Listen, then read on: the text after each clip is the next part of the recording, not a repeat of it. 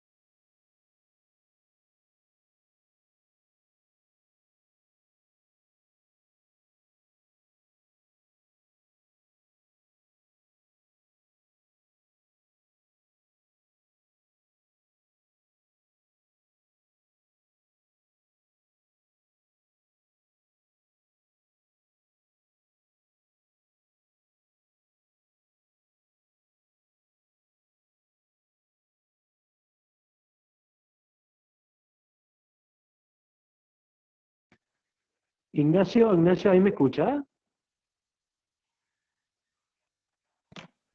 Sí, yo escucho. Está.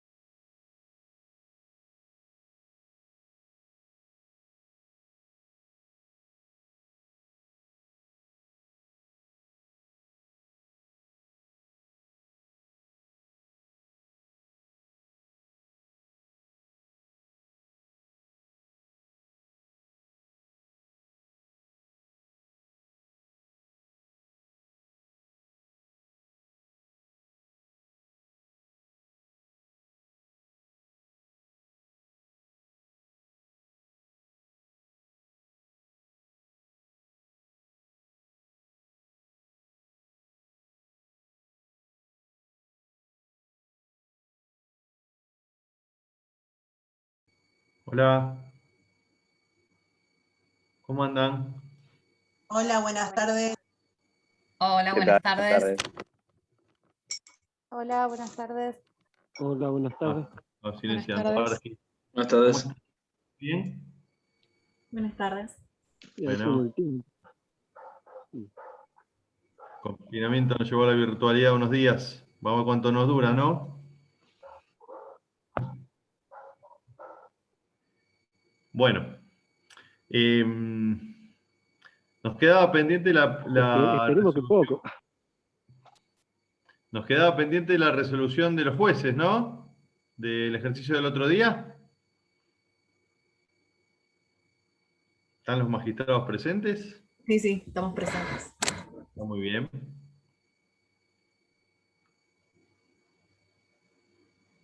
Bueno, cuando quieran, los escuchamos, así ya después nos metemos con el tema del día.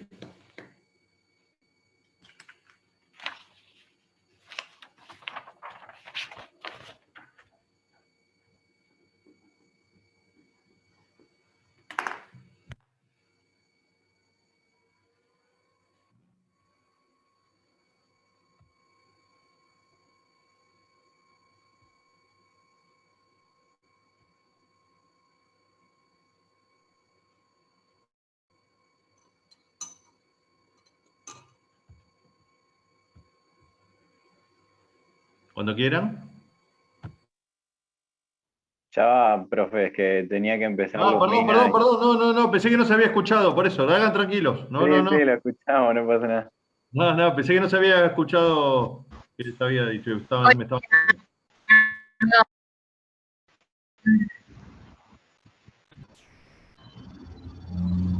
¿Se escucha?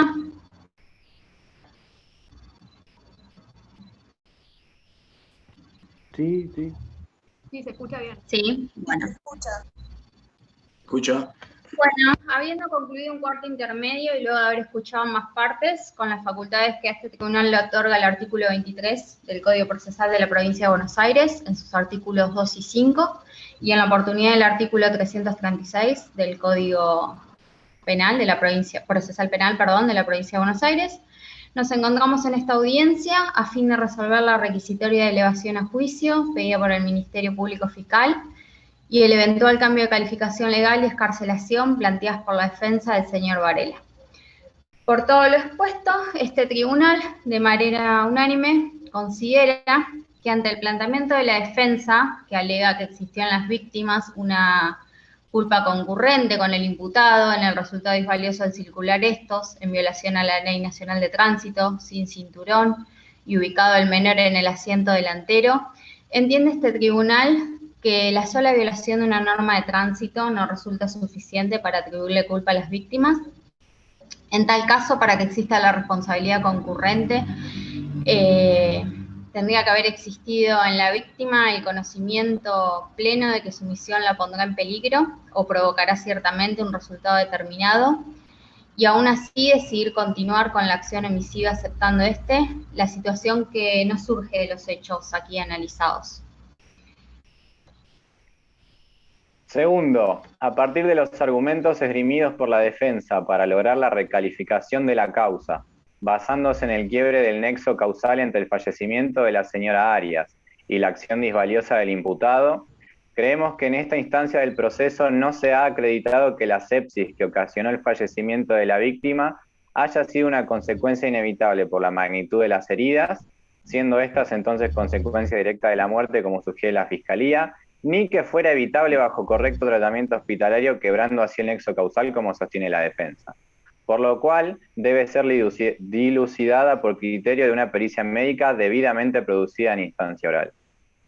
Tercero, ante el posterior relato de los hechos presentados como elementos objetivos que excluyen al accionar del imputado del dolo eventual, creemos pertinente dejar ciertos conceptos en claro. Encuadrando el criterio de este cuerpo de magistrados con la teoría del dolo eventual de Armin Kaufman-Armin, el dolo eventual en la estructura del delito, páginas 185 y siguientes, creemos que resultan insuficientes los elementos obtenidos de los hechos para verificar la existencia de dolo eventual. Sostenemos que para poder realizar el encuadramiento de la conducta es necesario contar con el aspecto volitivo y el discernimiento que el imputado tuvo del hecho y su resultado, razones recogidas en los fallos Cabello y Castro traídos a esta instancia por la defensa. He aquí que tanto el Ministerio Público Fiscal y la defensa han decidido omitir el aspecto subjetivo del señor Varela y no acreditar ante este tribunal si existieron circunstancias que hagan constar que el imputado haya tenido la representación real del resultado y lo consideraron no evitable y que no hubiera intentado evitarlo, lo que deberá ser resuelto por prueba debidamente producida en instancia oral. Por todo lo expuesto, este tribunal resuelve: rechazar el pedido de recalificación solicitado por la defensa. 2. Hacer lugar a la requisitoria de elevación a juicio por el Ministerio Público Fiscal por homicidio y lesiones graves con dolo eventual en concurso ilegal entre sí. 3. Hacer lugar al pedido de excarcelación, otorgándose de manera extraordinaria según el artículo 170 del Código Procesal Penal, considerando este tribunal que no se acreditan los requisitos para resolver la prisión preventiva del imputado, y que ante las circunstancias singulares del proceso no resulta pertinente la medida de coerción cuando depende del resultado del mismo la confirmación del nexo causal, o el eventual quiebre que podría colocar al imputado en una posición más favorable que la producida por la medida preventiva del proceso. A partir de los argumentos esgrimidos por la defensa, para lograr la recalificación de la causa basándose en el quiebre del nexo causal entre el fallecimiento de la señora Arias y la acción disvaliosa del imputado, creemos que en esta instancia del proceso no se han acreditado que la sepsis que ocasionó el fallecimiento de la víctima haya sido una consecuencia inevitable por la magnitud de las heridas, siendo estas entonces consecuencia directa de la muerte, como sugiere la Fiscalía, ni que fuera evitable bajo correcto tratamiento hospitalario, quebrando así el nexo causal, como sostiene la defensa. Por lo cual debe ser dilucidada por criterio de una pericia médica debidamente producida en instancia oral. Bien. Del posterior relato de los hechos presentados como elementos objetivos que excluyen al accionar del imputado del dolo eventual, creemos pertinentemente dejar ciertos conceptos en claro, encuadrando el criterio de este cuerpo de magistrados con la teoría del dolo eventual de Armin Kaufmann en su obra El dolo eventual de la estructura del daño, desde páginas 185 y siguientes.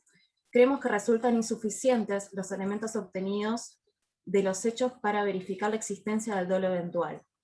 Sostenemos que para poder realizar el encuadramiento de la conducta es necesario contar con el aspecto volitivo y el discernimiento que el imputado tuvo del hecho y su resultado, elemento que no ha sido tenido en cuenta por ninguna de las partes. Que de lo expuesto surge el concepto de pena natural, situación que no debe ser decidida por el tribunal, puesto que no está dentro de su competencia el otorgamiento de pena, y en efecto resolver sobre aspectos ligados a esta. Por todo el expuesto, este tribunal resuelve: rechazar el pedido de recalificación solicitado por la defensa, hacer lugar a la requisitoria de elevación a juicio por el Ministerio Público Fiscal por homicidio y lesiones graves con dolo eventual y en concurso ilegal entre sí, hacer lugar al pedido de excarcelación, otorgándose de manera extraordinaria el artículo 170 del Código Procesal Penal de Buenos Aires, considerando este tribunal que no se acreditan los requisitos para resolver la prisión preventiva del imputado y que ante las circunstancias singulares del proceso no resulta pertinente la medida de coerción cuando depende del resultado del mismo la confirmación del nexo causal o el eventual quiebre que podría colocar al imputado en una posición más favorable que la producida por la medida preventiva de prisión.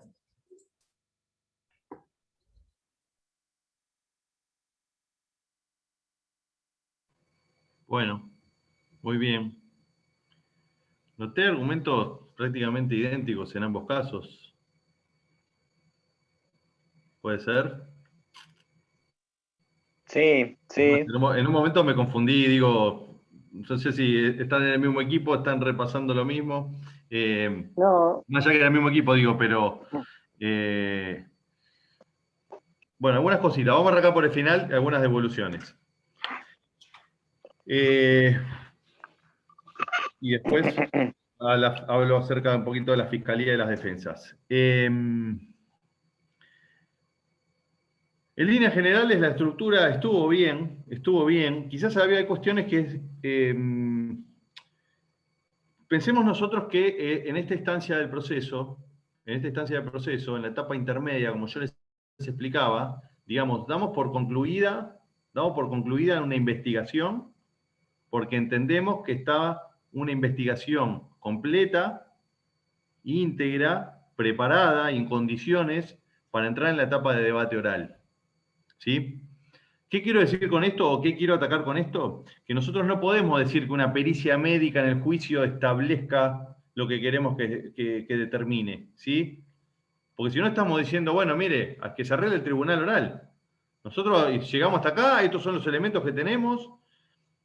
Nosotros, si entendemos que está para pasar a juicio oral la causa, como los jueces que éramos, deberíamos, en todo caso, esa pericia médica que nos dé la certeza a nosotros, a ver si estamos en condiciones de poder dilucidar en determinados, porque si no, estamos dejando ventanas abiertas en función de los planteos que nos hicieron.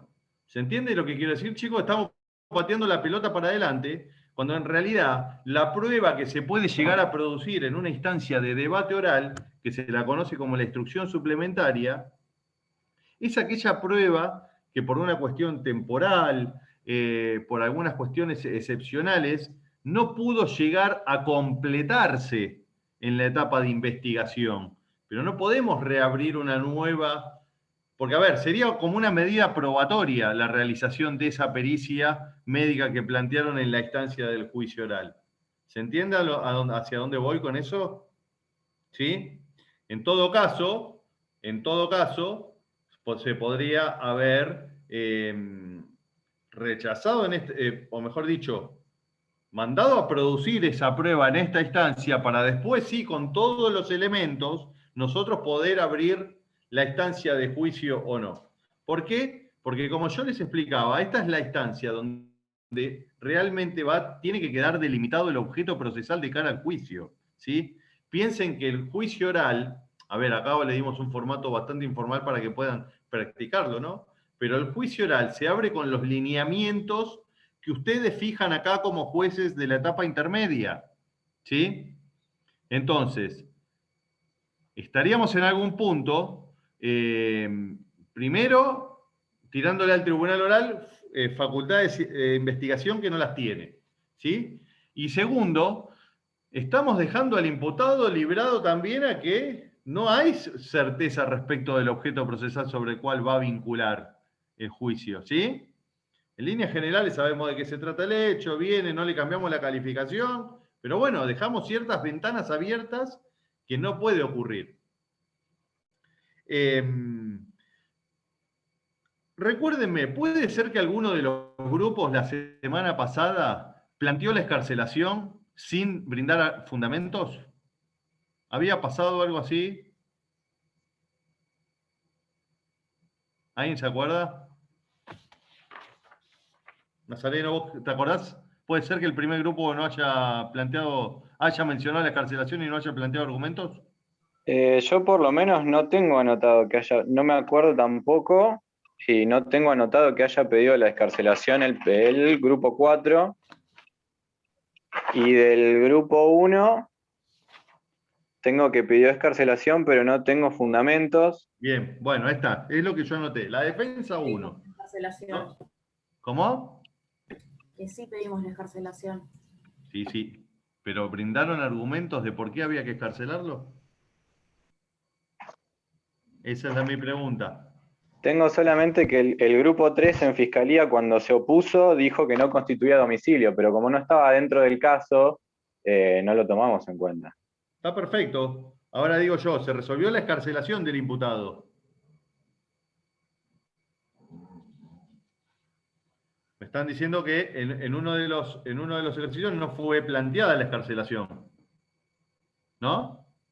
Nosotros en el grupo 4, o sea, la primera defensa que expuso, planteamos la excarcelación, no estaba bien planteada, pero dijimos que debido al cambio de calificación correspondía excarcelarlo. Sin mayor argumento que eso. Nosotros en el grupo 1 la planteamos en la introducción, bueno, y luego ahí voy. al final de la ampliación del argumento. Natalia terminó argumentando. Bueno, Está bien, no sé, por eso les preguntaba, porque yo me había quedado, y acá no lo estoy encontrando, que me pareció que había un grupo que no lo había planteado correctamente la escarcelación.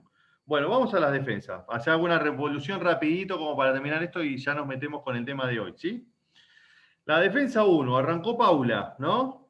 Bueno, Paula, tuviste muy bien la introducción.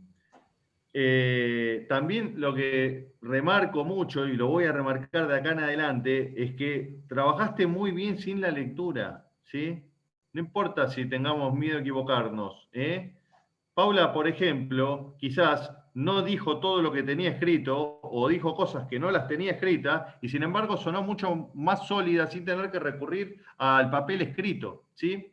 Entonces, de hoy en adelante la lógica es improvisemos, si no tenemos bien... A ver, acá hay una realidad también, chicos. Si ustedes el pequeño papel que tienen que desempeñar lo conocen, lo entienden, lo comprenden, en la segunda, tercera clase les puedo asegurar que van a poder desarrollarlo cabalmente sin tener que recurrir a ningún papel. Y a eso es donde vamos a empezar a trabajar a partir de ahora, ¿sí? Por eso les pido que se despojen eventualmente de que, oye, a ver si me trabo, a ver si me pongo colorada, si me puse nervioso, si dije blanco en vez de negro, porque no vamos a juzgar eso, ¿sí?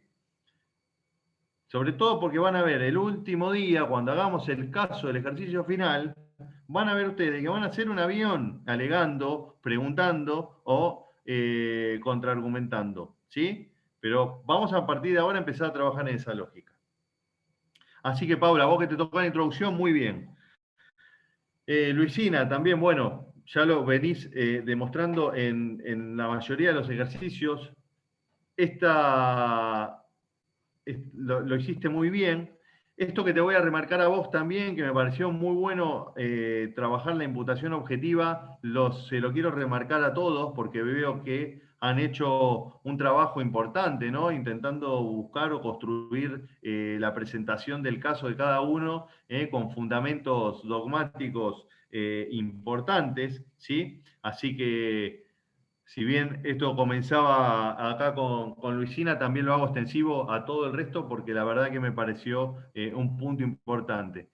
Así como le dije un día, chicos, faltó un poquito de fundamento, bueno, acá se notó que lo han laburado, ¿sí? Aparte, sobre todo con cuestiones que son complejas para aquellos que no lo manejan todos los días, y sin embargo, lo desarrollaron bien, lo explicaron.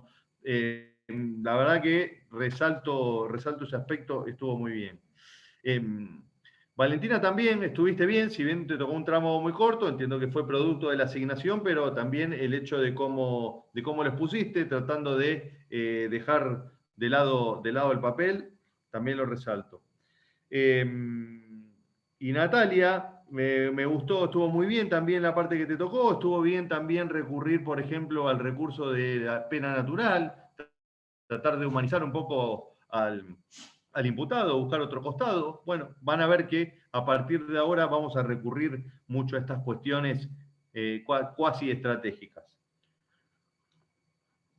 Como punto para resaltar nada más, quizás faltó tratar un poquito más ahí el dolo, la culpa, desarrollarlo un poco más en la argumentación que tuvieron, pero bueno, estuvo bien.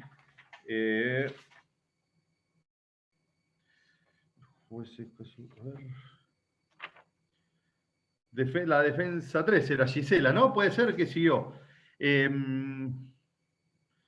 Bueno, también estuvo bien, quizás.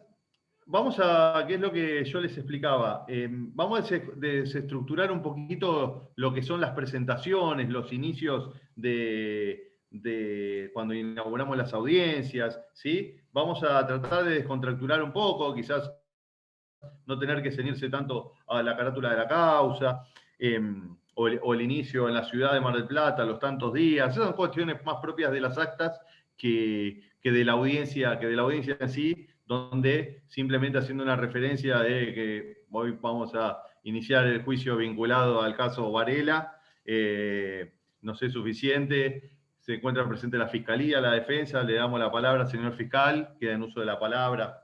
Bueno, digo, relativizar un poquito esas cuestiones, pero estuvo muy bien. Lo que sí anoté ahí, que se han mezclado un poquito los argumentos en el marco del relato de los hechos. Si bien no es una crítica, porque eso es lo que vamos a empezar ahora a trabajar, ¿no? Hoy vamos a hablar de teoría del caso, de alegato de apertura. Bueno, lo importante es ver cómo podemos ir separando la paja del trigo para que el interlocutor, que el otro día en la sala era Nazareno y las chicas que estaban conectadas remotamente, puedan separar esa paja del trigo y quedarse con la información relevante, ¿sí? Resalto bien trabajado el tema de la jurisprudencia, también la imputación objetiva,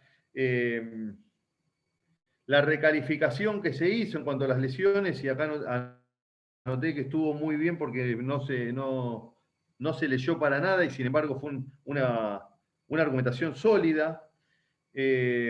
Jorge, ahí saliste al final con un dibujo que, digamos, no es propio de la instancia, ¿sí? Esas representaciones gráficas son propias de una instancia de debate oral, no en el marco de una audiencia de elevación a juicio, no al menos en la versión y el código con el cual estamos trabajando. Pero ya veremos que ese elemento que vos utilizaste va a ser importante de cara a cuando hagamos los ejercicios de litigación. Pero bueno, valoro la intención. Bueno, las fiscalías, a ver, Fiscalía 3, Roxana. Se intentó mantener la calificación legal, bien la utilización del principio de confianza, veo acá hubo también un desarrollo dogmático importante, se habló de la provisión de regreso. Remarco lo que comencé diciendo con Luisina, vi que la verdad que han trabajado fundamentos en el caso que lo daba, era un caso lindo como para trabajar desde ese punto de vista y lo han hecho bien. Susana, noté que te me perdiste un poquito en el desarrollo, se te fue mezclando los argumentos, lo noté un poquito confuso. Bien también lo que se trató desde la imputación objetiva, pero me quedó el recuerdo y sobre todo lo que me surge de las anotaciones que quizás fue un poquito confuso. Pero ¿sabes por qué me parece que fue un poquito confuso? Si querés abrir el micrófono y a ver si me das la derecha. Sí, ¿por qué? Porque quisiste depender mucho del papel. No, al contrario. Yo Traté sentí de que vos decirlo todo. la dependencia del papel te llevó a que se vaya confundiendo demasiado. En el papel lo que me había anotado era el orden de cómo había expuesto la defensa. Entonces, para no olvidarme ningún punto, me anoté todos los puntos que ellos pusieron y yo iba contestando en base a eso. Pero traté justamente de dar mi relato porque en el papel tenía eso nada más. Bueno, después todo lo que hablé, lo hablé. Entonces, ¿sabes qué? Estuviste por el buen camino. Puede haber salido confuso el otro día, pero ese es el camino que hay que seguir. Okay. Ese es el camino que hay que seguir. Bueno, gracias. Noté quizás, producto del nerviosismo, mucha lectura que pensé que era lo que tenías escrito y se te iba superponiendo los argumentos. Bueno, perfecto entonces. Gracias. Carlos está por ahí.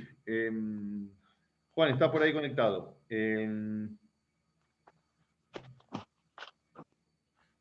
Faltaron un poquito de argumentos en la excarcelación, estuvo bien trabajado lo de la pena en expectativa, también lo del dolo eventual. Una pequeña corrección acá nomás. La fiscalía no es que hace lugar o no hace lugar en este caso, sino que vos le pedís a la jurisdicción, le pedís al juez que haga lugar o no al pedido, ¿sí? Quizás una cuestión de correcciones terminológicas. Perfecto. El que resuelve en este caso es el juez, no el fiscal, por lo menos en esta etapa del proceso. Con lo cual, no le decimos, la fiscalía no hace lugar. ¿Sí? Perfecto. Señor juez, solicitamos no se haga lugar a lo peticionado por la defensa. ¿Está? Perfecto. Bien, ya está. Tomamos nota. Y me queda Antonella. Antonella, estuvo bien trabajado primero remarcar que te fuiste la única que quedaste sola, así que doble punto en el trabajo. Bien el análisis respecto desde el costado de la voluntad del imputado, la posibilidad que tenía. Como falencia quizás demasiada lectura, ¿sí? Hay que soltemos el papel, sin miedo a equivocarnos, y sí hablaste de que se confirme el procesamiento, que eso, digamos, es una instancia que ya había precluido, estamos acá ante la elevación a juicio. Se habló sobre el procesamiento confirmado, que se confirme el procesamiento, cuando en realidad eso ya había pasado con anterioridad, estamos en una instancia posterior. Pero bueno, lo que me queda de este ejercicio, chicos, es ya ver cómo van evolucionando, cómo muchos ya se van soltando, y cómo en este caso se notó mucho el trabajo de la fundamentación que se hizo. También lo hicieron los jueces, ¿sí? Al tratar de contestar con los argumentos que ustedes les habían brindado. Así que nada, bien, los felicito, estuvo muy bien. Este fue el último ejercicio en el marco de las técnicas de litigación, que es lo que vamos a pasar a ver a partir de hoy. Ya nos robó unos cuantos tiempos de la clase esta evolución y el tramo final del ejercicio. La idea es que hoy veamos lo que es la teoría del caso y atado con el alegato de apertura que guardan íntima vinculación. Con la clase de hoy lo que vamos a inaugurar es la segunda parte del cuatrimestre, en la cual nosotros trabajamos siempre sobre las técnicas de litigación, que son, no es otra cosa que los nuevos modos de llevar adelante la oralidad dentro de un proceso, en este caso vamos a hablar de un proceso penal, pero como yo ya les expliqué, la oralidad vino para ir instalándose en cada una de las diferentes ramas del derecho. Y estas técnicas que nosotros vamos a desarrollar durante lo que queda de la cursada, también sirven para las otras ramas, ¿sí? En las audiencias, Natalia, supongo que ya quizás, como me contaste que trabajás en un juzgado civil, ya quizás empiezan a también utilizarlas en el marco del proyecto 2020, donde se están realizando, creo que son 2 audiencias, ¿no? Por cada expediente, ¿puede ser? Sí, la audiencia preliminar y la de vista de causa. Perfecto, Patricia. Perdón. Patricia. Ay, sí, perdón. Pensé que era Natalia. Le pido mil disculpas. Claro, bueno, van a ir también, quizás, no sé si ya lo habrás observado, ¿no? Pero van a ver que, digamos, lo que es la construcción de la teoría del caso, el alegato de apertura, cómo examinar a un testigo, cómo contraexaminarlo, cómo utilizar los elementos obrantes en el expediente, en el marco de una audiencia oral. Bueno, todo eso es lo que vamos a ir viendo con el paso de las clases.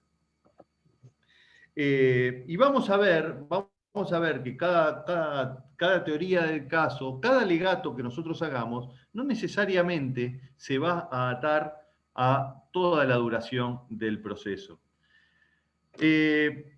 Lo primero que podemos decir es que estábamos ante un proceso mixto, en un proceso con notas todavía inquisitivos, donde lo que se buscaba era tratar de probar la verdad, ¿no? A ver, llegar a la famosa discusión entre la verdad real, la verdad jurídica y demás. Bueno, aquí la lógica cambia completamente, ¿sí? Acá va a ser quien mejor tenga las herramientas para convencer al juez, ¿no? Lo que se busca es tratar de tener la razón. Por eso el concepto de verdad, como se la entiende en el proceso, desaparece. Aquí a través de la teoría del caso, ¿sí? Nosotros vamos a tener el día de mañana, ustedes los contratan para llevar un expediente penal, civil, laboral, el que sea. Y lo primero que van a tener que hacer es tratar de, bueno, ¿cuáles son las posibilidades que yo tengo en este caso? ¿Sí? ¿Cuál es la situación en la que está parado mi cliente? Bueno, y a partir de eso es donde nosotros vamos a empezar a construir nuestra teoría del caso. La teoría del caso, que en realidad se construye a través de las evidencias que vamos a ir teniendo durante todo el expediente, que se rinden en el marco de una historia, que básicamente tiene que tener 3 patas: reglas claras, que sean precisas y que sean previsibles. Entonces, nuestra teoría del caso va a ser un conjunto de reglas y técnicas sobre una visión particular de los hechos, la visión que vamos a tener nosotros, ¿sí? Pensemos ahora, y esto métaselo en la cabeza, que vamos a tener un juez verdaderamente imparcial, porque ante cada audiencia, ante cada situación, va a venir un fiscal que va a exponer su teoría del caso y va a venir su defensa que va a venir a exponer su teoría del caso, ¿sí? Entonces, por eso hablamos de que es una visión particular de los hechos, porque vamos a dar nuestra visión. La contraparte va a tener la propia. Esa visión, nosotros la vamos a analizar a través de la prueba que tengamos. Siempre sobre una proyección del derecho que se pueda llegar a aplicar. Una pregunta. Sí. Sí, o sea, sin mentir, pero que lo favorezca, por ejemplo, como defensor, que favorezca al cliente. Por supuesto que uno siempre va a tratar de buscar lo mejor para su Sin cliente. decir mentira. Ahora bien, lo que nosotros tenemos que buscar, lo mejor para nuestro cliente, es lo más favorable para ganar el caso, ¿sí? Ahora sí vamos a hablar de ganar o perder el caso, ¿sí? Y eso se va a dar en función de cómo nosotros construyamos nuestra teoría del caso. Entonces, ¿qué le quiero decir con esto? Que la visión propia que nosotros vamos a tener, hay 3 elementos fundamentales. Uno es la posición que nosotros vamos a tomar frente a los hechos que tenemos. Ese va a ser el primer elemento importante, desde donde nosotros nos vamos a posicionar. Segundo, ¿cuál es la prueba existente que tenemos para adquirir ese posicionamiento? Y tercero, es el derecho aplicable. Voy a compartir pantalla y vamos a poner algunas filminas vinculadas a la teoría del caso y después al alegato de apertura, como para... Díganme si se ve bien, ¿eh? ¿Sí? Sí, se ve. Sí, Sí, se ve bien. Bueno, fíjense que esta frase, que no hay ningún viento favorable para el que no sabe a qué puerto se dirige, viene a graficar un poco qué es la teoría del caso. Si nosotros no sabemos qué es lo que buscamos, qué es lo que perseguimos, cuál es el objetivo que tenemos para afrontar un caso, difícilmente podamos ganarlo, difícilmente podamos triunfar. Esto es lo que vamos a tratar hoy de entender junto con el alegato de apertura y cómo debemos empezar a encarar desde la litigación lo que son un caso real. Bueno, fíjense, básicamente, y esto es muy importante, acá lo que va a primar mucho a partir de ahora es el sentido común y las cuestiones estratégicas. Digo esto porque pensemos que nosotros cuando hagamos el ejercicio final lo van a hacer seguramente ante un jurado lego. Entonces, ya nosotros, sabiendo que tenemos como juzgador enfrente un ciudadano común, ciudadano lego, lo que tenemos que pensar es cómo esa persona resolvería el caso que nosotros tenemos delante, ¿sí? Cómo se posiciona ante la presentación de la prueba que nosotros hagamos. ¿Cómo hacemos que nuestro relato sea creíble? Y bueno, tratando de ponernos en los zapatos de esa persona. Y ponerse en los zapatos de esa persona no es otra cosa que tratar de buscar una historia clara y simple sobre lo que ocurrió desde el punto de vista que nosotros busquemos, ¿sí? Ese punto de vista claro y sencillo, donde prime el sentido común, tiene que estar solventado en la evidencia no controvertida de la causa, ¿sí? Entonces, para ir pasando en limpio y repasando, vamos a tener un hecho, un cliente nos va a venir con una versión de lo que ocurrió, nosotros vamos a ver cuáles son los elementos que hoy tenemos sobre la mesa, y sobre esos elementos empezaremos a construir la teoría del caso. Ahora bien, ustedes me podrán decir, bueno, profe, pero si esto ocurrió hace 48 horas, ¿Cuántos elementos puedo yo tener para construir la teoría del caso? Y pocas, claro que sí. Pero con esos pocos elementos es de donde nosotros vamos a empezar a partir. Distinto es si los contratan de cara al juicio oral, donde ustedes ya tienen todas las herramientas para poder formular una teoría del caso completa, y bueno, ahí va a cambiar. Lo cierto es que desde que uno toma el primer contacto con el expediente es donde se empieza a construir la teoría del caso, ¿sí? Fíjense el tercer punto, como dice, debe ser una historia creíble y persuasiva, porque esa va a ser la base de nuestra evidencia y la argumentación que vamos a brindar durante el juicio.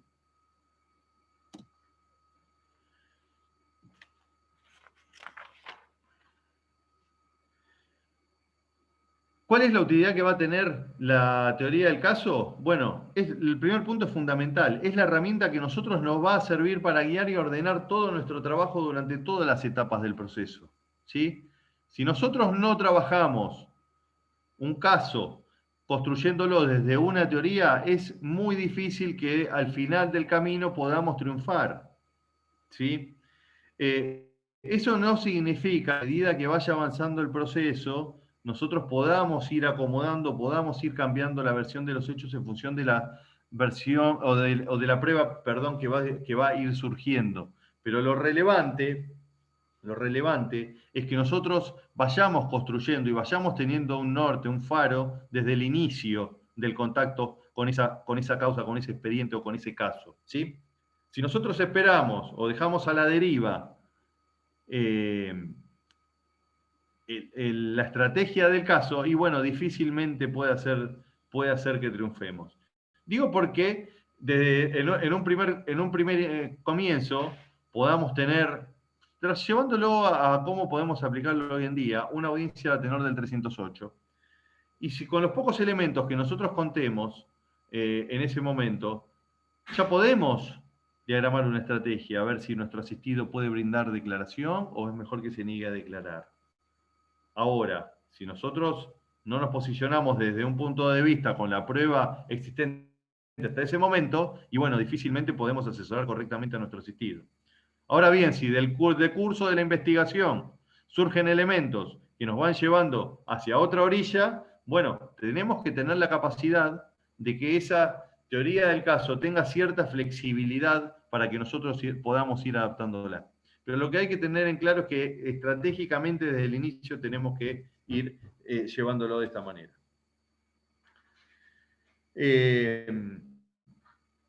Fíjense, el segundo punto se ata esto. Nos conduce a decidir qué versión de los hechos es la preferible, ¿sí?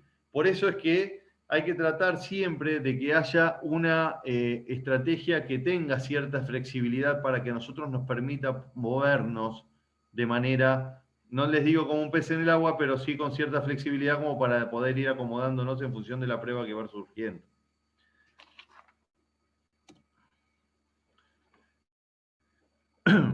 Bueno, entre las cuestiones importantes, nuestra teoría del caso nos permite preparar a los testigos iniciales. Vamos a ver que el caso, nosotros nos vamos a encontrar con que existen en el proceso a partir de ahora lo que son los testigos amigables y los testigos hostiles. Los vamos a dividir en esos dos grandes bloques, ¿sí? Algunos podrán decir testigos de la fiscalía, otros testigos de la defensa. Pero el término correcto es testigo amigable y testigo hostil. ¿Por qué les digo esto?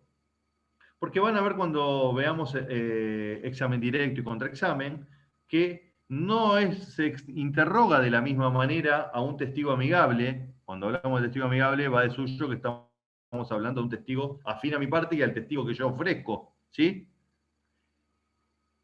Y no se lo va a examinar o contraexaminar de la misma manera a un testigo de la contraparte o a un testigo hostil. Van a ver que las reglas difieren. Pero lo que quiero decir con esto es que nuestra teoría del caso, nuestro alegato de apertura, y donde nosotros vamos a ganar siempre en nuestros casos, van a ser con los testigos amigables, ¿sí? ¿Por qué? Porque en sus testimonios, en la información que ellos tengan, en la información que ellos contengan, es donde se va a fundar nuestra teoría del caso, ¿sí? Nuestra teoría del caso se va a hacer fuerte en la presentación de nuestros testigos. Si nosotros, los pilares fundamentales de nuestra teoría del caso es con la información que nos brindan nuestros testigos amigables, los testigos de nuestra parte, ¿sí?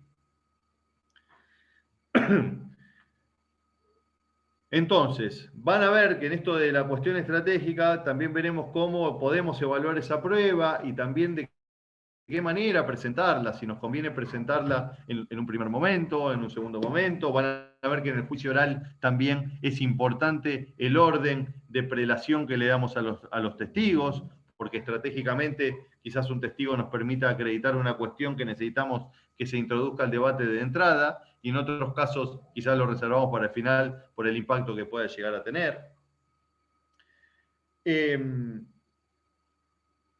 Y la entrevista con los testigos es de donde nosotros vamos a poder planificar lo que después veremos que son los interrogatorios y los contrainterrogatorios, que ahora no es momento de meternos. Pero en esas entrevistas previas, que en la lógica de un proceso adversarial está permitido y es lo que debe hacerse, creo que algo ya hablamos de esto, de que las defensas, las fiscalías, ahora van a tener que reunirse previamente con los testigos para ver qué información conocen, para poder preparar esos interrogatorios, pero también para rellenar casilleros de la teoría del caso nuestra, ¿sí? Bueno, y veremos ahora que básicamente nos va a servir para preparar el alegato de apertura, ¿sí? Fíjense que la filmina arranca con preparar el alegato de apertura y construir el camino hacia el alegato final. Bueno, en definitiva es eso, es el faro, es el norte que nosotros vamos a guiar, vamos a seguir, y con los elementos que tengamos vamos a poder preparar nuestro alegato de apertura para mostrarle al jurado, para mostrarle al juez qué es lo que va a ocurrir en este juicio, ¿sí? Qué es lo que van a tener que estar atentos. Y nos va a dar cierto esqueleto de cara al alegato final. Bueno, los componentes de la teoría del caso básicamente son tres. El elemento fáctico que son, ¿qué fue lo que ocurrió? Los hechos, básicamente, ¿sí? Es el pilar fundamental. Nosotros tenemos que tener construido desde nuestra visión de los hechos el elemento fáctico, las proposiciones fácticas, como lo llamamos, ¿no? Este elemento se vincula con el hecho concretamente, que en algún punto lo vamos a atar con el segundo pilar, que es el elemento probatorio. El elemento probatorio es, bueno, ¿cómo acreditamos el elemento fáctico, lo que ocurrió? Bueno, con la prueba testimonial, con la prueba documental, con la prueba pericial, ¿sí?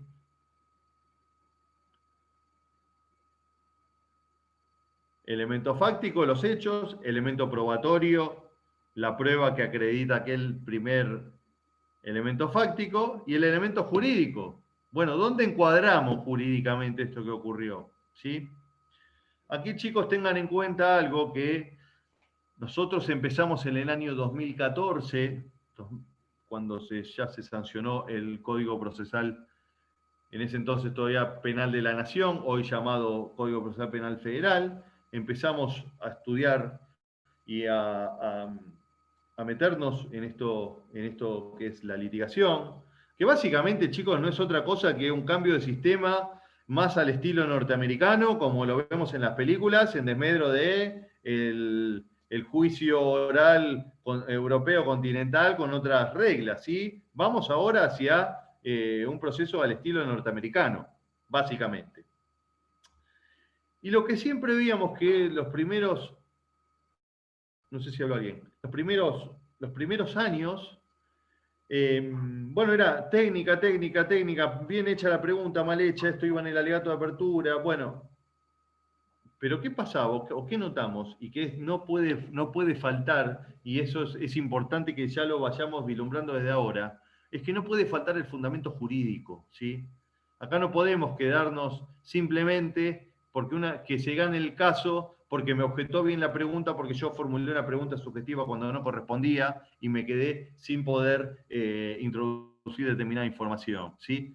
No pensemos que porque solo manejar bien una técnica de litigación y se impida por una mala falla mía que ingrese determinada información que pueda llegar a ganarse un caso.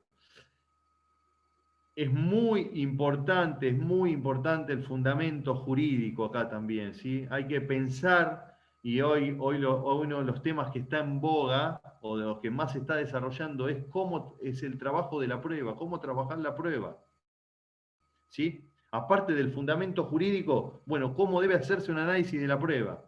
¿Qué quiero resumir con esto? Que aparte de las técnicas de litigación, tenemos que estudiar fundamentos probatorios y fundamentos jurídicos. Bueno, veamos ahora, ¿quedó claro los tres pilares? Elemento fáctico, elemento probatorio y elemento jurídico. ¿Sí? Es que no los veo yo igual, ¿eh? Así que con que uno... Sí. Sí, está Bárbaro, bárbaro. Sí, sí, gracias. quedó. Está bien. Ah, bueno. Bueno. No parece, pero estamos acá. Bueno, no, está bien, sé que sí. Bueno, ¿cuál puede ser un método para elaborar una teoría del caso? ¿Sí? Bueno, el primer punto, fundamental, estudiar a fondo el caso, chicos. Acá, a partir de ahora, cuando les hablo de el inicio que les referí, que dejamos de lado ahora de probar la verdad, y lo que se busca es tener la razón, o a ver quién puede convencer mejor al juez, básicamente es esto. Es ahora nos vamos a encontrar con que en cada audiencia,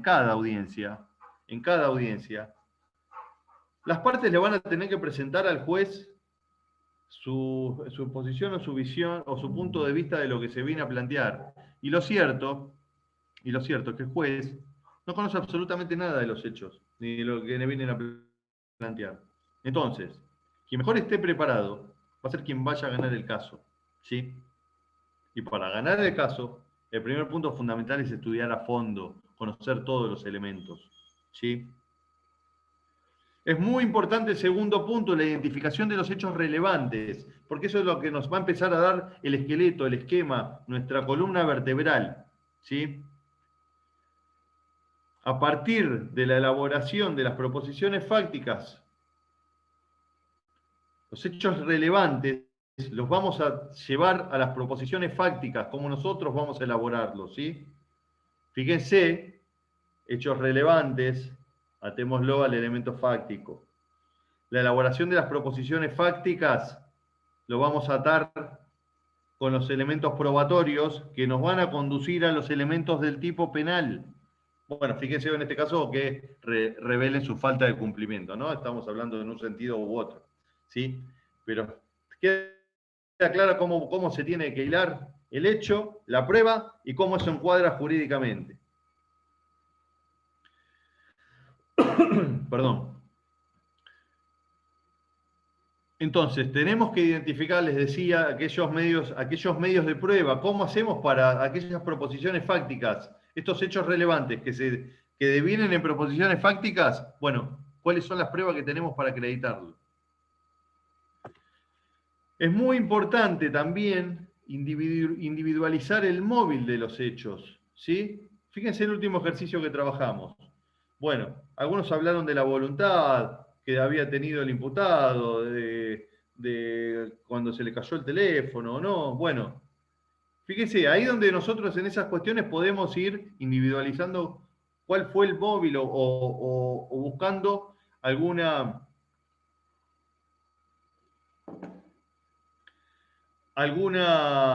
historia concreta que le dé sentido al relato que nosotros vamos a traer. Relato que justamente es el último punto, ¿no? Diseñar un relato, ¿no? En definitiva, la teoría del caso es construir la historia que nosotros vamos a presentar, ¿sí? Con los tres grandes bloques, con el elemento fáctico, con el elemento probatorio y con el elemento jurídico.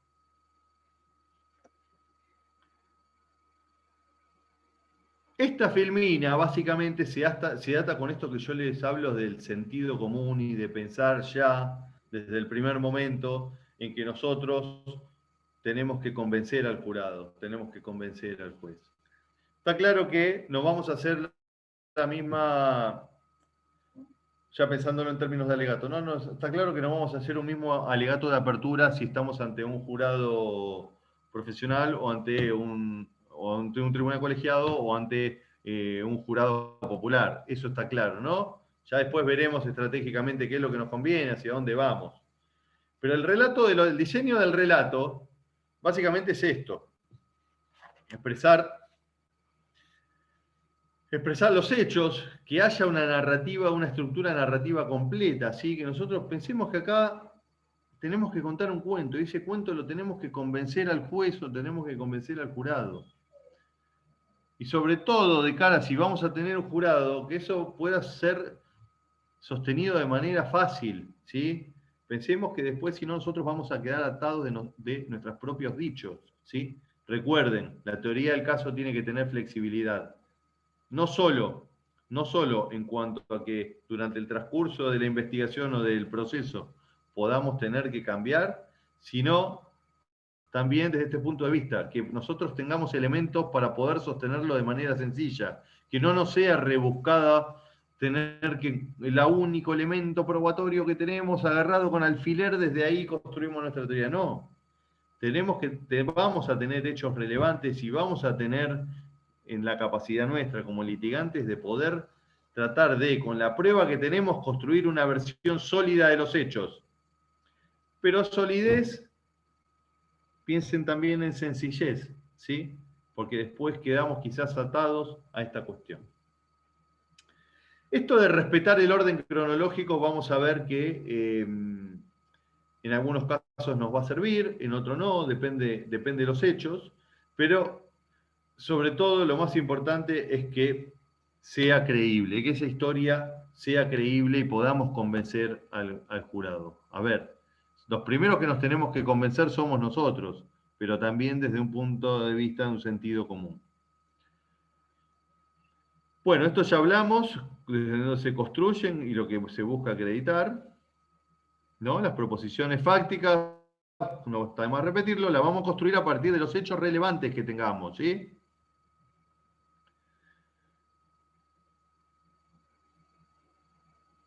Bueno, esto resume más o menos lo que venimos hablando también. Simple y sencillo, que sea lógico, que tenga lógica, que no sea rebuscado entenderlo al jurado, ¿sí? Que podamos contarle un cuentito, no le digo como sea un niño, pero sí que pueda ser fácilmente entendible, que nos crean aparte, y otro elemento importante es que ser concisos muchas veces.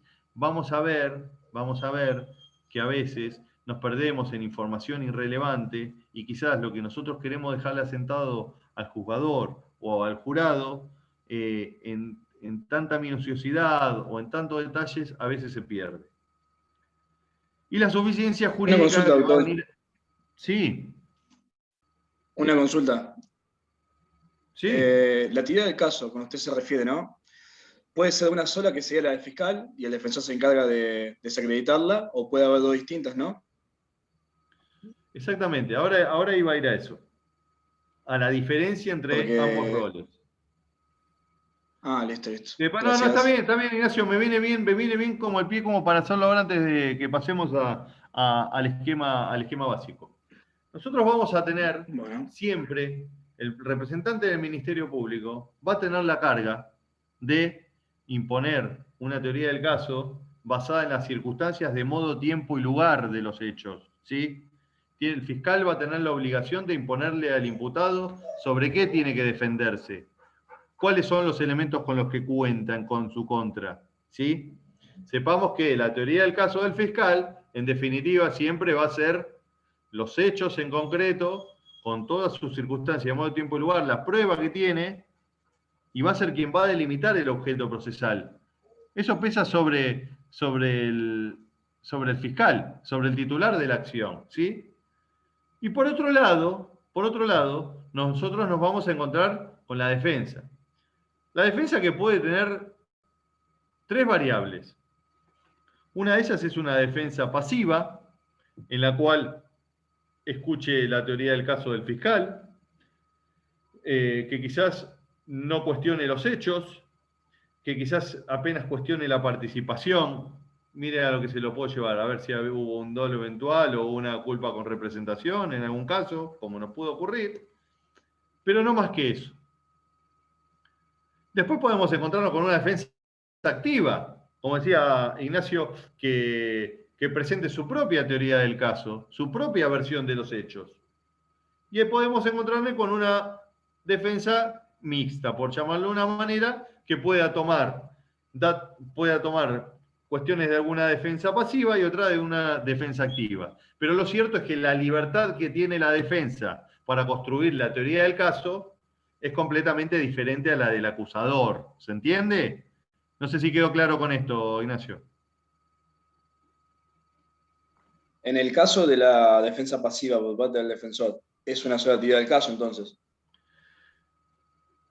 No, la teoría del caso, a ver, en el caso de una defensa pasiva, por ejemplo, podría ocurrir hasta que el defensor no presente ni siquiera un alegato de apertura en un juicio, no formule preguntas a algunos testigos y se limite a contestar. Es que en realidad puede tomar como propia la teoría del caso. La teoría del caso va a ser la del fiscal. Él podrá atacarla o no atacarla, tener una propia o no tenerla. Pero quien va, porque, a ver, a eso me refería. Claro, para que se entienda, por ejemplo, vamos a suponer que en la teoría del caso del fiscal viene a declarar Juan Pérez que vio como Pedro mataba a Juan, no sé. ¿Sí? Entonces, en el marco de esa teoría del caso, ese testigo es un testigo amigable del fiscal. Ahora bien, por más que el defensor no haya presentado su propia teoría del caso, no es que va a tomar como propio ese testigo y va a poder examinarlo de la misma manera. La teoría del caso es la del fiscal. Podrá adoptar una actitud activa o pasiva en función de eso. Y podrá haber elementos que se compartan y otros no, pero no podemos hablar de que va a haber una única teoría del caso, en caso de un defensor pasivo. Porque necesariamente, Claro, entendido. Gracias. Necesariamente, al momento del juicio oral, va a tener que quedar bien claro los roles definidos. A ver, yo como defensor puedo no presentar un alegato de apertura, ¿no? Pero eso no significa que yo tomo la teoría del caso del fiscal. Sí, sí. Yo podré no presentar testigos, pero no voy a poder no voy a poder tomar como propios los testigos del fiscal. ¿Se entiende? Esto repercute en otras cuestiones del juicio Sí, también. se entiende. ¿Está? Bueno. Gracias. No, por favor. Fíjense, este es un esquema básico que les recomiendo que lo tomen de cara a cómo lo vamos a trabajar, ¿sí? De cómo vamos a empezar a trabajar cuando les demos los casos. Este es un buen esquema para trabajar porque nos permite dividir por columnas, ¿no?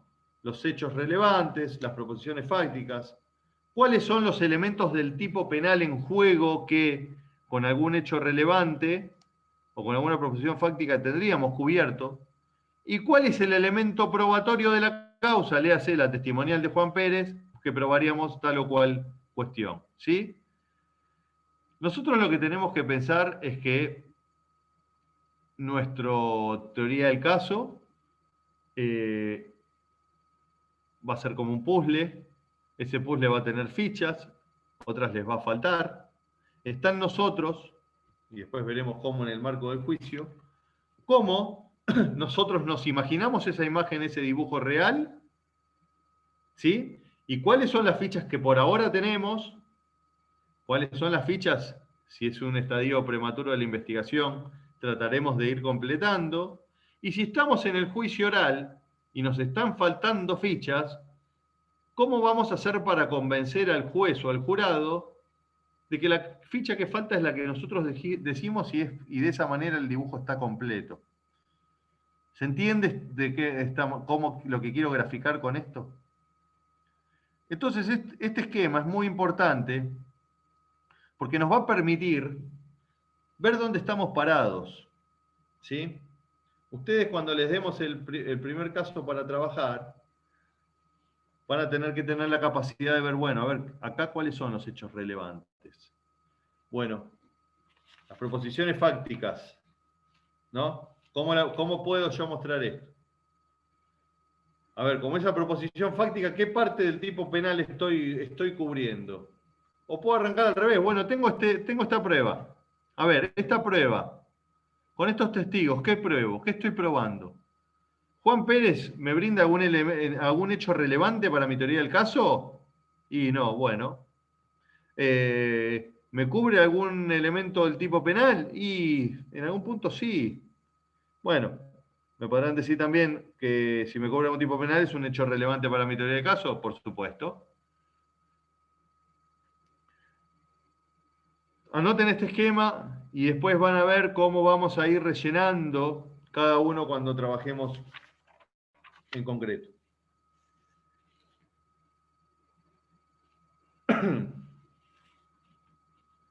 Esta filmina nos va a dar el paso como para entrar en lo que van a ser los alegatos de apertura. Chicos, más allá de la clase de hoy, lo que sí les recomendamos siempre es que a partir de ahora empiecen a leer el manual de Bateman y Duche, los capítulos pertinentes, ¿sí? Si bien son más o menos los temas que vamos dando acá, pero es importante que en la página, no sé si ya está subido o no, si no, me voy a encargar. Sí, está cargado el manual. ¿Está cargado? Buenísimo. Sí, está. Bueno, buenísimo. Con tiempo, la verdad que los capítulos tampoco son largos, sobre todo que vamos, como yo les contaba, la lógica es que veamos un tema por semana, no más que eso. En las otras dos clases trabajemos lo práctico vinculado a la temática que se vio, con lo cual vayan leyendo el capítulo pertinente del tema que damos porque les va a venir muy bien.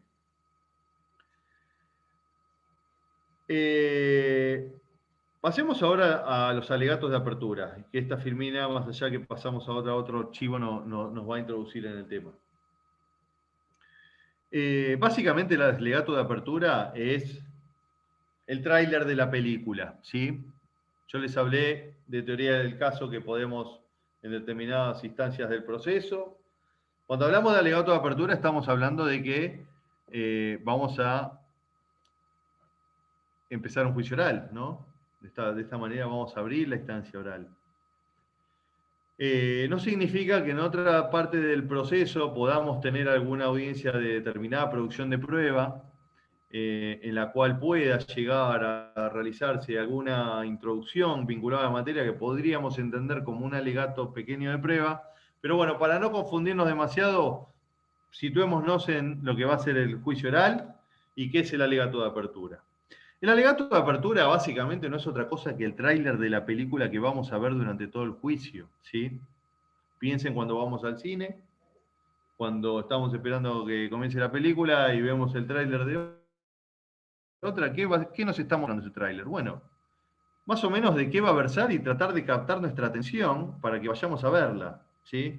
Fíjense que puede ser de acción, que puede ser de un drama, que nos va a adelantar alguna cuestión, pero tampoco nos va a contar el final, ¿sí? Y acá nos vamos a contar el final, porque nosotros lo único que tenemos que hacer, como litigantes, como abogados, es anticipar lo que va a ocurrir, ¿sí? Acá nosotros lo único que hacemos es venir a presentar el caso, ¿sí? Pensemos que el abogado litigante nunca es una fuente de prueba y nunca tiene que aportar información al juicio como propio, sino que la información ingresa al debate a través de los testigos, ¿sí? Entonces, decimos, el tráiler de la película. Es importante siempre tratar de asignar un tema, ¿sí? ¿Qué significa esto? Que siempre está bueno comenzar con un lema, comenzar con un título que genere cierto impacto, ¿sí? Después lo vamos a ir trabajando con el paso de las clases, pero cuando ustedes vean el caso y tengan su teoría del caso construido, bueno, ¿qué frase puede representar esa teoría del caso que ustedes tienen? Bueno, esa puede ser un buen inicio. Piensen en las películas norteamericanas, cuando ven un alegato de apertura que muchas veces se inician con un título. ¿Por qué? Porque ese tema, esa lema, lo que puede generar es la idea principal del caso. Y así como yo les hablé del puzzle, que ojalá haya podido graficar, o les hablé del tráiler de la película y haya podido graficar con palabras cierta imagen, bueno, el tema, el lema, el título, busca básicamente eso, que ustedes le transmitan al jugador, con esa frase, con ese título, la idea de lo que quieren transmitir.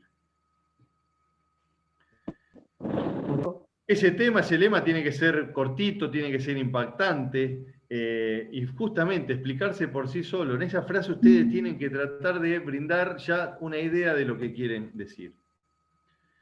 Un segundo punto que tenemos que empezar a buscar en un alegato de apertura es tratar de, si somos defensores, es tratar de humanizar al imputado, o si son la fiscalía, tratar de personalizar o humanizar el conflicto. Hay que tratar de que los participantes, el jurado, lo vean como uno más, ¿no? Hay que buscar que se involucren un poquito más. Bueno, fíjense estas dos frases para terminar esto y ya pasar a la filmina del alegato de apertura. Quien fracasa al planificar, planifica su fracaso. La gente no planea fracasar, sino que fracasa por no planificar. Es muy importante la planificación de nuestra teoría del caso. Les digo que acá va a estar la gran posibilidad de ganar o perder el caso.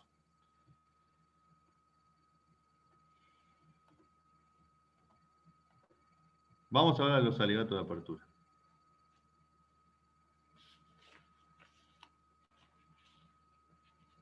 Básicamente, bueno, perdón, antes de seguir, ¿quedó alguna duda de lo que es la teoría del caso en líneas generales? Hay cosas que tuve que ir muy rápido porque optamos este cuatrimestre, siempre damos una clase de teoría del caso y otra alegato de apertura, pero lo buscamos centralizarlo para ganar en términos de trabajos prácticos. Pero ¿hay alguna duda en cuanto a la teoría del caso con los lineamientos que vimos? Profe, una pregunta respecto de, después de presentada la teoría del caso ya para juicio oral, si nos quedó en el tintero alguna prueba, ya sea testimonial o documental, ¿se puede después, durante el juicio, solicitarle al tribunal poder incluirla? La única posibilidad de presentar una prueba y nosotros no la hayamos pedido en tiempo y forma, la única excepción que prevén los códigos es la prueba nueva. Una prueba sobreviniente que nosotros hayamos tomado conocimiento de manera sobreviniente, sea fortuitamente o por el modo que sea, pero tiene que acreditarse que sea un hecho novedoso. Si nosotros, por un error, por una omisión o por lo que sea, no la ofrecimos en tiempo y forma, la posibilidad precluyó. La única posibilidad es una prueba nueva. Listo, profe, gracias.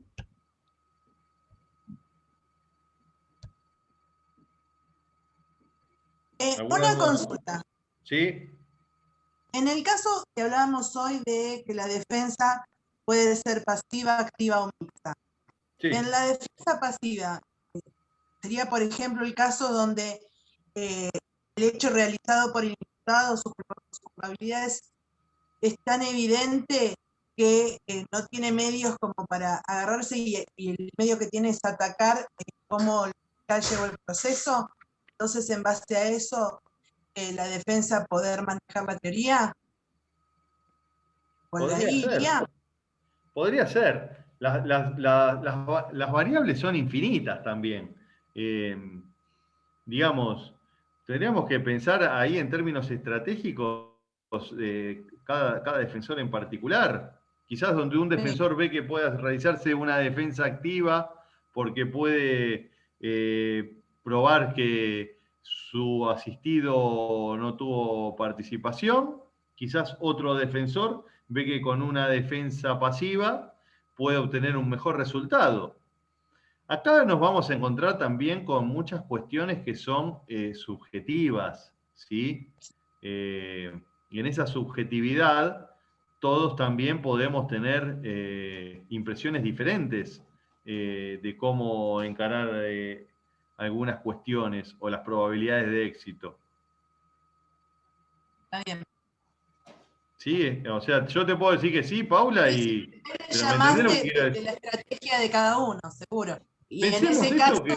se deja como todo mucho al fiscal, y si el fiscal lo maneja después bien, el resto pierde, sí, termina perdiendo el defensor Quizás, con la estrategia que había agarrado. después, acuérdense que vimos que ahora tenemos el juicio de culpabilidad y el juicio de mensuración de pena. Quizás el defensor solo quiere salir a cuestionar la mensuración de la pena y buscar una pena más baja antes que entrar a discutir toda otra cuestión que entiende que no tiene chance. Y no por eso es una mala defensa. O sea, acá lo que tenemos que tener en cuenta es que un proceso adversarial no es otra cosa que una competencia comunicativa a ver quién convence mejor. Y en esa competencia, la estrategia cobra mucha fuerza, cobra mucha relevancia. ¿Sí? Sí, sí, sí. Bueno, ¿alguna duda más? ¿O seguimos? Bueno, acá está la primera finalidad del alegato de apertura. ¿Sí? El alegato de apertura, como les decía, es donde nosotros vamos a presentarle al jurado, al juez. Bueno, señor juez, señores miembros del jurado, estén atentos a lo que va a ocurrir. Porque lo que va a ocurrir acá es la historia como yo les voy a contar. ¿Sí? Las cosas sucedieron como van a ver. Van a venir tales testigos, nos van a contar tal cosa, estén atentos a esto. ¿Sí? Porque después, cuando yo haga el alegato de clausura, van a ver que todo lo que yo les estoy anticipando acá es muy probable que se corrobore. ¿Sí? Fíjense, comunicar los lineamientos básicos de nuestra teoría del caso. ¿Sí? Acá no hay que argumentar, ¿sí? No es siempre hay una de los principales errores que se cometen es tratar de argumentar en el alegato de apertura. En el alegato de apertura nosotros vamos a hacer un anticipo de lo que va a ocurrir en el juicio, casi como una mención, ¿sí? Casi como, le diría esto que yo les acabo de decir de van a ver que se corrobora, casi sin hacer adelantos, ¿sí? Porque después no se corrobora y los que quedamos pagando somos nosotros, ¿sí? Pero sí exponiendo cuáles son los hechos relevantes. Sí que el jurado sepa, mire, viene este testigo, esté atento a esto, viene este testigo, esté atento a esto, ¿sí? Digo sin argumentaciones, porque el momento de labor, de argumentación, donde nosotros le vamos a dar un sentido final a nuestra teoría del caso, con toda la prueba que se ventiló durante el juicio, y donde vamos a tratar de corroborar todo aquello que fuimos construyendo durante toda la teoría del caso, va a ser en el alegato de clausura, ¿sí? Por eso en el alegato de apertura es importante ser claros y breves. Claros y breves, ¿por qué? Para que no se pierda la información, ¿sí? Pensemos que, así como nosotros vamos a estar contando una versión de los hechos, va a haber otra parte que va a estar cortando otra, ¿sí? Nosotros tenemos que ser inteligentes para que el jurado, desde ese momento, entienda que tiene que ver tienen que ver los hechos desde el prisma en el cual nosotros se lo estamos mostrando. ¿Sí? Siempre decimos que en el alegato de clausura nosotros tenemos que darle un borrador de la sentencia al juez. Yo les diría que en el alegato de apertura tenemos que darle los prismáticos al jurado para que con los prismáticos que nosotros le damos puedan ver el juicio, ¿sí? Porque desde esa es la óptica correcta que van a tener. Hablar sencillo, pausado y categóricamente. Exponer los hechos, ¿sí? Acá, vuelvo en parte a lo que preguntaba Ignacio, el fiscal va a tener que exponer las circunstancias de modo, tiempo y lugar. Él está obligado de imponerme los hechos a mí como imputado. Me tiene que decir de qué me tengo que estar defendiendo, ¿sí? Pero el defensor no necesariamente tiene que hacer eso. El defensor puede hacer un alegato de apertura acá volvemos, ¿no?, a la defensa activa, pasiva, mixta, puede hacer un alegato de apertura completamente distinto, vinculado quizás a una cuestión emocional, a que hubo un crimen pasional y qué fue lo que ocurrió aquí, sin quizás hacer referencia mínima o ninguna a los hechos a los cuales hizo referencia el fiscal, ¿sí? La defensa tiene mucha más libertad para construir su teoría del caso. ¿Sí se escucha? Ahí es importante que nosotros hagamos el anuncio de lo que van a ver, pero también que anunciemos las pruebas con las cuales van a deponer en el alegato, ¿sí? Quédense con la idea del tráiler, ¿no? Hacemos pasar rápidamente ciertas escenas y lo que hay que ver.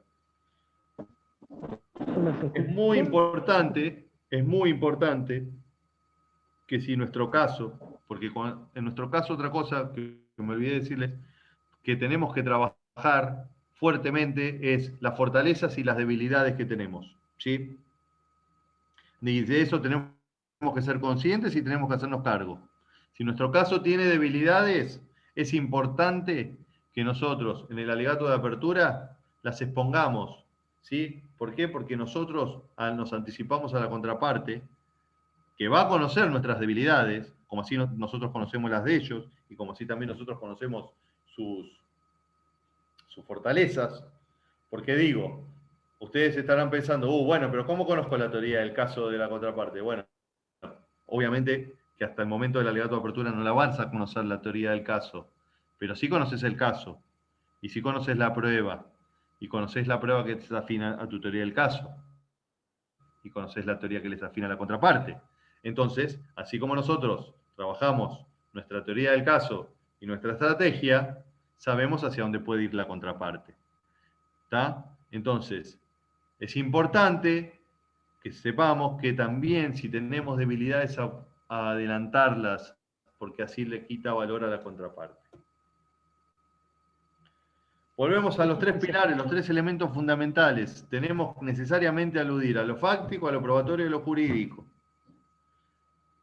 Y necesariamente, acuérdense, empezamos con un tema, con un título. Esto no es indispensable, pero sepan que genera mucho impacto, ¿sí? Genera mucho impacto. Ingresar un tema, ingresar un lema. Y es fundamental la petición. La petición, esto para no cometer errores, siempre es un adelanto en esta instancia, en el alegato de apertura, ¿sí? En el alegato de apertura nosotros vamos a decir, si soy el fiscal, señor juez, luego de producida la prueba, conforme los hechos relatados, este Ministerio Público va a estar en condiciones de poder solicitar un veredicto de culpabilidad, ¿sí? O la defensa, conforme el relato y la prueba que les mencioné, vamos a ver cómo se va a ir produciendo durante el transcurso de este debate, estaremos en condiciones o no va a haber otra opción que un veredicto de no culpabilidad de nuestro asistido. A ver, son fórmulas, ¿no? Después cada uno irá buscando la suya, la propia, la que mejor se siente, la más cómoda. El tema ya lo venimos hablando, ¿no? Un título que nos enfoque la idea. ¿Cómo presentamos el elemento fáctico? Bueno, sencillo. Hay que explicar qué ocurrió, cuándo ocurrió, dónde ocurrió, cómo, entre quiénes y por qué. ¿Sí? Sepan que esto el Ministerio Público siempre. Ahora, una defensa activa tiene que hacer lo mismo. Con otra mirada, ¿no? Pero tiene que hacer lo mismo. ¿Qué ocurrió? ¿Cuándo? ¿Dónde? ¿Cómo? ¿Entre quiénes y por qué?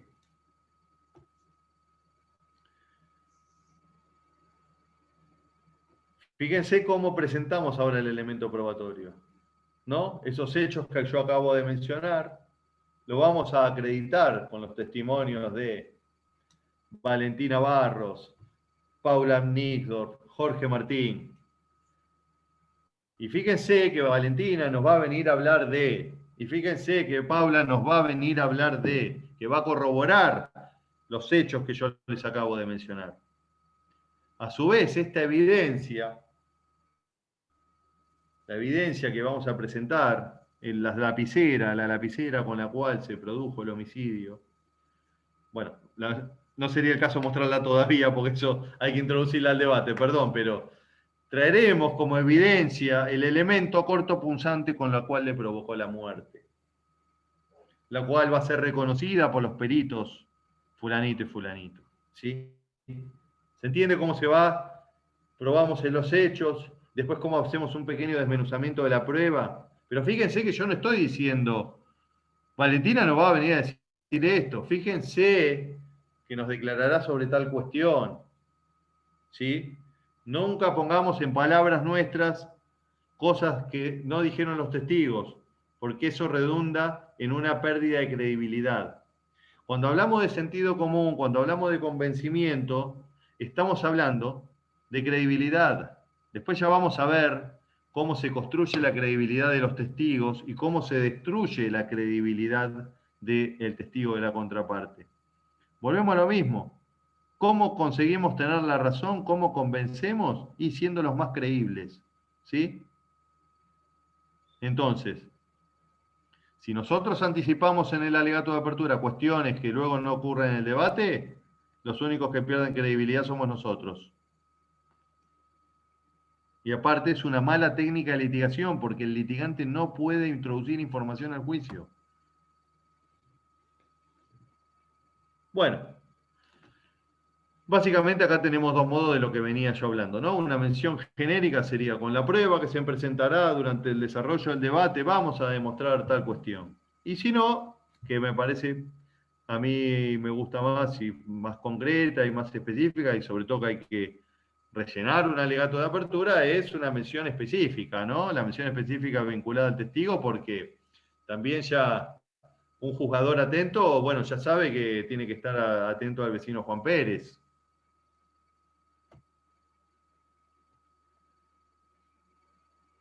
Luego de analizar los hechos, luego de desmenuzar los elementos probatorios con un pequeño repaso, vamos a hacer mención al encuadramiento jurídico, ¿no? ¿Sí? Si somos el fiscal, estamos diciendo ya al imputado, mire señor, usted defiéndase de esto, porque de esto yo lo voy a acusar. Y si somos la defensa, le estamos marcando también al jurado por qué encuadra o no encuadra en tal cuestión, ¿sí? Seguramente no encuadrará en el delito con el cual se lo intenta acusar. Pero el tercer elemento jurídico no podemos prescindir. Después veremos para el jurado, sobre todo por esto último que dice al final, después veremos para el jurado que se recibe instrucciones desde dónde tiene que analizar el delito que fue imputado y demás. Nosotros ahora preocupémonos de darles encuadre jurídico. Y lo que les decía, ¿no? Esta petición de cierre, siempre anticipando. Se solicitará al final del juicio. Concluiremos luego de la prueba producida, ¿sí? Primero porque es una mala técnica de litigación pedirlo ahora en concreto. Y segundo que, repito, la película no la vimos, todavía no ocurrió. Estamos viendo el tráiler. Así que en ese tráiler lo que nosotros tenemos que tratar es de todo lo que prometemos que en el juicio se cumpla. ¿Y cómo vamos a poder hacer para que eso ocurra? Bueno, vamos a tener que tener un buen trabajo de una teoría del caso. Ese cuadro que vimos de hechos relevantes, proposiciones fácticas, elementos del tipo penal, con qué lo pruebo, va a tener que estar bien trabajado. Y vamos a tener que conocer de principio a fin cada una de las declaraciones de nuestros testigos o de los testigos de la contraparte. Porque después vamos a ver cuál es la manera en que nosotros vamos a poder atacar si nos están diciendo algo que el testigo no declaró, y cómo la manera más segura, y le diría la única, de ganar nuestro caso, es apoyándonos en las declaraciones de los testigos propios. Y apoyándonos en la declaración de los testigos propios, es que los interrogatorios que llevemos adelante nosotros se realicen y que que nos brinden en el marco de la audiencia toda la información que necesitamos para acreditar nuestra teoría del caso. Bueno, esta frase también para cerrar es importante de cara a cuál sería la impresión que nosotros dejamos en el juzgador con el alegato de apertura, ¿no? Nunca hay una segunda oportunidad para una primera impresión. Por eso es muy importante arrancar el juicio con el pie derecho.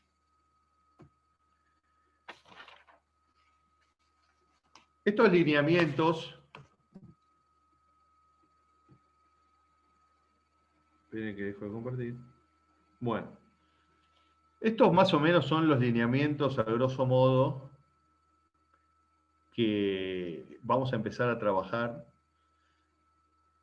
con el caso que le vamos a dar. Como les decía, vamos a empezar con un caso que no va a ser el que vamos a trabajar de cara al ejercicio final. Vamos a empezar a trabajar casos cortitos como para ir avanzando en las diferentes técnicas. ¿Alguna duda respecto de esto? No. Es bastante información. Lo cierto es que lo importante es que con la práctica, con la realización de los ejercicios es donde vamos a ir notando o internalizando todas estas cuestiones que fuimos hablando. Pero bueno, estos son los primeros lineamientos. Ya les digo, les recomiendo que lean el manual de Baiteman y Duche respecto de los capítulos de teoría del caso y alegato de apertura. Seguramente ahí van a encontrar bastante más información de lo que yo les pude dar. Espero que haya sido claro. No sé si queda alguna duda. Yo tengo una duda sobre el anticipo de las propias debilidades y explicarlas razonablemente. O sea, ¿cómo estructurar, por ejemplo, si se trata de un homicidio y no hay arma homicida, que sería una debilidad, cómo para que no suene como algo que va a ser tenido en su contra, digamos? Bueno, justamente ahí en el relato es la manera en que nosotros vamos a tener que, a ver, por ejemplo, somos la fiscalía y no tenemos el arma homicida. Claro. Bueno, Exactamente. entonces, señores miembros del jurado, si bien debemos decir que no contamos con el arma homicida, pero veremos con los diferentes medios de prueba que traeremos al proceso, cómo la hipótesis que nosotros traemos a juicio de que el señor Nazareno Rosselli es el homicida, va a ser corroborada. Perfecto. Vos adelantaste ya que el arma no la tenés, ¿sí? Pero le dijiste, bueno, quédese tranquilo que yo tengo otras pruebas como para acreditar esto. Ok, gracias. Hay que verlo también en el caso puntual, en cada uno, ese adelanto de debilidad va a ir en la lógica, en el sentido que ustedes vayan armando la teoría del caso. Perfecto, gracias. ¿No? Paula, no sé quién iba a decir algo más. No. No, yo no. Oh. No, era para decirle que estaba claro, profe. Ah, bueno, gracias. ¿Ninguna duda más entonces? Bueno. Bueno, chicos, yo voy a hablar con Maxi ya para que suba el caso como para que puedan empezar ya a trabajar. ¿Sí? Listo, profe. ¿Qué arrancamos con el alegato de apertura ahora? Sí, ya mañana con un alegato de apertura. Así que le voy a decir a Maxi que lo suba cuanto antes. Y la idea ya mañana, y sobre todo también si quedan algunas dudas, también poder repasar. A ver, las clases también, la idea es que las vayamos trabajando de manera práctica y ir repasando algunos conceptos que puedan siempre quedar algo en el tintero. ¿Sí? Otra cosa, doctor, no con el tema de hoy, sino que no me quedó claro cómo vamos a trabajar ahora porque no seguimos con los mismos grupos. ¿Puede ser? Exactamente. Ahora vamos a ver, lo que tiene que ver esta semana con los alegatos de apertura, la idea es que como cada uno lo va a tener que hacer, no vamos a tener grupos conformados. Pero bueno, vamos a ir preparando los grupos de cara al ejercicio final. Ya dejaremos ahora sí los grupos estancos y cambiarán los casos que trabajemos. Pero bueno, sí vamos a hacer una reorganización. Bárbaro. Bueno, si no hay más dudas, Bueno, terminamos acá. Bueno, chicos, Bueno, nos vemos el lunes que viene. gracias. nos Hasta luego. vemos. Hasta luego, gracias. Gracias.